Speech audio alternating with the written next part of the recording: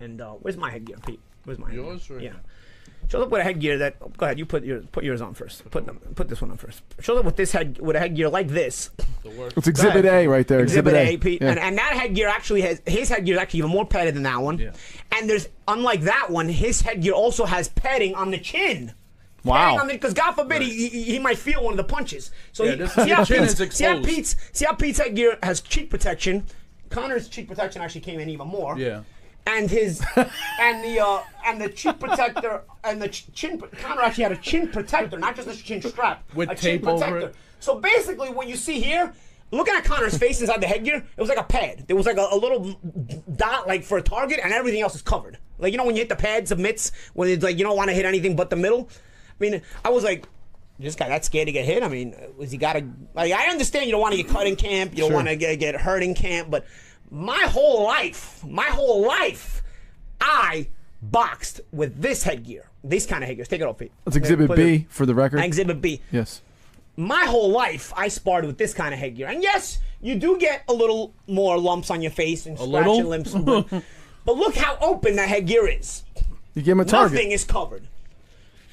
So my thing is this: with this headgear, there's two reasons I've always sparred with that headgear. Number one, I like to be able to see everything, including from the angles, and I feel like with this headgear like this, the more covered your face is, the less you can see it peripheral vision, especially from the angles. You know, at boxing you like to fight at angles, so your peripheral vision is important. I just never felt comfortable with my peripheral vision with any extra protection on the headgear. I would rather rely on my eyes and get them sharper little by little than not rely on my eyes, rely on a headgear where I may not get sharper. Sure, at the beginning of camp you get hit a little bit more, you're not as sharp, but you know what? At the end of the day, your eyes are working for you, and you're going to get sharper and sharper as you go along. And I honestly, I'm not a pro fighter, obviously. Everybody knows me. The times that I have sparred, I can't function with this. I just can't see But anything. it's all personal preference. It's all personal preference. preference. Some people live by it, and it's fine. You know what? It's fine. What I'm saying, though, is he even had the chin protector. You've never seen that before. I've never seen that in my life. Wow. Somebody boxing with a chin protector. Is that like is that an MMA thing or no? Do they? That's like I'm scared. I don't want to feel the punches. God forbid I get rocked in sparring with 16-ounce gloves. And you're sparring a non-puncher, bro. You know what I mean? But again, whatever. That's like the chef going into the oven, like. So, woo. So anyway, again, whatever. It's an observation. I don't really make too much fuss about it in my mind in the moment. You know, I don't care. I mean, we're gonna spar. It's whatever. I don't think about the fact that my headgear is open and I may get a couple of marks on my face. You know, I don't care about that because again, I'd rather try to give him the best I got and you know make him work. It's his fight. It's his camp. I'm here just to spar. There's nothing. And if they want my advice at that time, I'm still thinking maybe they want some of my advice. I'll give that too. You know, I'm trying to at this point. In my mind, I was a little fussy things in my mind, but I was still part of the team. You know. We go for the stare down, and he gives you the Conor McGregor stare down, which is like in the middle of the ring. I still couldn't get like into it, like it's a fight. Like I still couldn't get into it. Like you know, everybody that's seen my whole boxing career knows like on the stare down, my stare down was always the same. It was pretty much always intense. Jump up and down and look right at you and jump up and down in your face. You know, that's how I show my presence. Jump up and down while the refs give instructions and grill you. You know, that was always my thing. Everybody's different. Some guys look down. Some guys don't hop and they look in your face. Everybody's different. Mine was always jump up and down for the most part. You hear me? Oh, what am I? You want me to put these on? Yeah, you look better with those on. Yeah, I'm gonna mess up my hair though, bro. Your hair does look good today, man. Yeah, so don't mess up his hair. So I get to the stare down now. I mean, it's that vaunted stare down that I still found weird, and I couldn't really get into it. You know, I didn't do my regular stare down. I just kind of like looked at 15,000 people cheering or anything either. There's nothing there. But I also didn't like. Couldn't really get into it. Like I had kind of like a smirk on my face, like, all right, dude. And he was like giving me this, and I'm looking at it like, it's not that serious to me. Like there's nothing he's gonna say is gonna intimidate me or do anything is gonna intimidate me. Like I've been in wars in gyms. I came up in an era where there was wars in the boxing gym. I trained that, you know what I mean? Absolute wars. Which is gonna take me a half second back. A couple weeks later, I read an interview with one of the other sparring partners, Teenan Bradley, who's a young Irish kid, 20-year-old amateur. And he had said that before, and it came up on my timeline, he had said before Malignaggi ever came to camp, Conor had announced to all of us that it was going to be a fight with Malignaggi, not a spar. He was ready to make a statement with Malignaggi when he came to camp. This was all unbeknownst to me. I found this out later when I read this article. Tierney never told me. I think he meant to like catch me off guard. Here's the thing.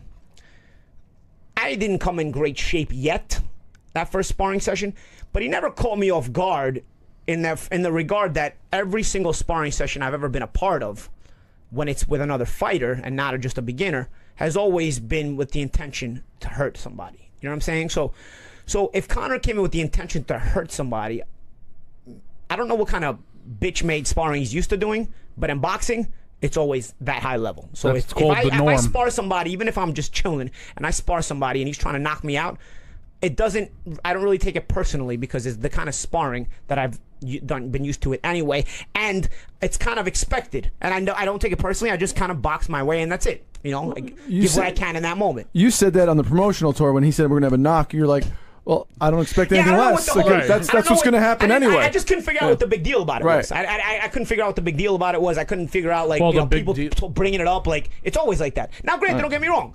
I wasn't in the best of shape yet.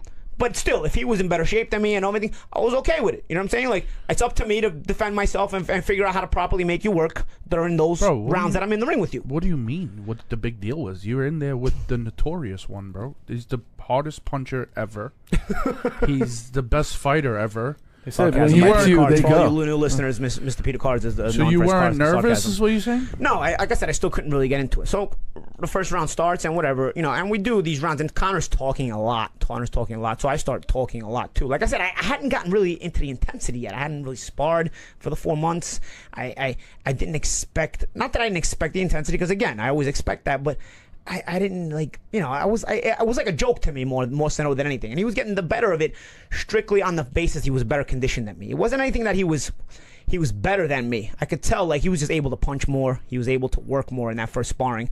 But it wasn't, like, neat enough to really sustain anything. The Conor just didn't have a lot of the things that would make him sustain it. I'm not going to get into the ethics and the tactical stuff of it. I'm going to wait till fight night for that, because I don't want to give away too much. But it wasn't like, okay, he was better than me and his conditioning was good, so he just beat the shit out of me. It was more so he was able to get off more shots. He was able to, you know, rest less in between exchanges, so that he could start the next one more before me, before I was breathed up better. And it wasn't an ass beating by any means. I landed some shots. I even talked some of my shit back and whatnot. But I'd say just on the basis of him being busy, I'd give him the nod by a little bit. You know what I'm saying? I'd give him the nod by a little bit. And it was just on the basis of him being more busy. And people are going to say, oh, Paulie admitted Conor got the better. Nah, it's not really. But because when I got done with the sparring, I felt like this is a guy that once I get in shape, I'm probably going to start handling him. You know what I'm saying? That's the feeling I got out of that. You know what I'm saying? It wasn't anything like peculiar. You know, he was definitely a little awkward, but it wasn't anything that stood out to me like, okay, this guy, you know, it's going to be pretty intense the whole camp. I didn't get that feeling even from him. But I got the feeling that he wanted to be as intense as he could, talking a lot of stuff and all that stuff. So, again, didn't take it personally. After the sparring, he makes his way to me, comes to me to start talking, and he was like, hey, man, you go work. And I put my arm around his shoulder. I was like, hey, man, you know, nice work. And then he basically goes into, I'd like for you to stay for the whole camp if it's possible. I appreciate the work. So I'm thinking, hatchet's buried. Buried the hatchet. It's cool. It definitely was all for show. See, we're all cool. And this camp is going to be, you know, a pretty interesting experience for me, you know? And that's it. You know, I gave an interview to All Access, and I basically, you know, tried to talk him up a little bit. And I basically mentioned some of the things that he does, and mentioned vaguely some of the things that he does, but some of the things I like to see him keep doing and whatnot, you know, like, because, you know, you want to switch around the traps and whatnot, all that stuff. And I'm sure everybody saw the All Access episode. And that was it. That was pretty much it. The next day, I see the picture of his hands behind my back, and behind his back. You know, I see that picture. The funny thing about the hands behind his back picture was that I actually started the hands behind the back first in that sparring, because we started talking back and forth. So now we're just talking back and forth, and we're trash talking each other. And one of the things I used to do when I was young was hands behind the back. I'm sure he did it too. So I actually started the hands behind the back, I believe, and then he did it too, and we did it back and forth to each other. You know, one thing about the hands behind the back thing is every fighter knows when to do it. You do it when you're out of range, obviously, you know, and that's just the times you do it, because you don't do that in range, or if you do that in range, you're really playing with fire. We saw Weidman Silvius, right? Silva. Yeah, exactly. So that I mean, to anybody who's been in the gym, that doesn't mean anything, but you know, most people have shot a basketball in their life. Most people have thrown a football in their life, or kicked a football in their life, or whatnot. Most people have never been in a fight more than about 15, 20 seconds in their life. And most people have never even been in that kind of fight. So when you see these kind of things, they assume a lot of things that, you know, probably aren't true, you know, or assume a lot of things. One of the most annoying things in life to me is an opinionated idiot.